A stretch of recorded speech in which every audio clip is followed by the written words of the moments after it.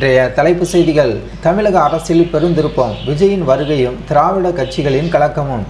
தமிழக அரசியல் தேர்தல்களும் தற்போது உச்சக்கட்ட வெப்பத்தை எட்டியுள்ளது.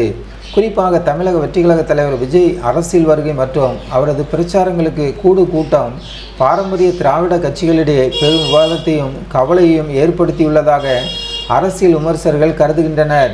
இது குறித்த விரிவான செய்திகளை இந்த வீடியோவில் பார்ப்போம். தமிழகத்தில் தேர்தல் பரப்புரை நிறைவடைந்த நிலையில் அரசியல் களம் முன் எப்போதும் இல்லாத வகையில் ஒரு புதிய பரிமாணத்தை எட்டியுள்ளது.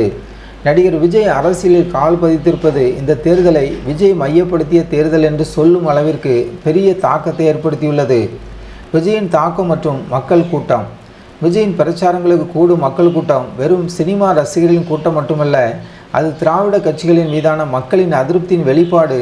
எம்ஜிஆருக்கு கூட வராத அளவிலான ஒரு கூட்டம் விஜய்க்கு வருவதாகவும், இது திராவிட முன்னேற்ற கழகம் உள்ளிட்ட பெரிய கட்சிகளுக்கு டிஸ்டர்பன்ஸ் ஆக மாறியுள்ளது. குறிப்பாக இளம் தலைமுறை மட்டுமின்றி 70 வயது முதியோர்கள் மற்றும் பெண்கள் மத்தியிலும் விஜய்க்கு ஒரு விதமான ஆதரவு நிலவுகிறது.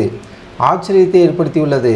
புதிதாக ஒருவர் மட்டுமே அவர் தவறு செய்ய மாட்டார் என்று நம்புகிறோம், தவறு செய்தால் அடுத்த தேர்தலில் பார்த்து கொள்ளலாம் என்ற மனநிலை மக்கள் மத்தியில் பரவலாக இருப்பதை இந்த வீடியோ பதிவு செய்கிறது. திமுகவின் நிலைப்பாடு மற்றும் கவலைகள். ஆளுங்கட்சியான திமுக தனது 5 ஆண்டு கால சாதனைகளை முன்வைத்து தேர்தல் களத்தை சந்தித்தாலும் விஜயின் வருகையினால் ஒருவித தோல்வி பயம் அல்லது கலக்கத்தில் இருப்பதாக கூறப்படுகிறது.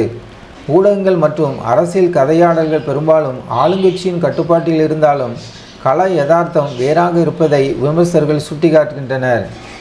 முதலமைச்சர் ஸ்டாலினின் ஆட்சி நிர்வாகத்தில் சாதனைகள் இருந்தாலும் நிர்வாக ரீதியான தவறுகள் மற்றும் வாரிசு அரசியல் குறித்த விமர்சனங்கள் மக்கள் மத்தியில் அதிருப்தி ஏற்படுத்தியுள்ளது.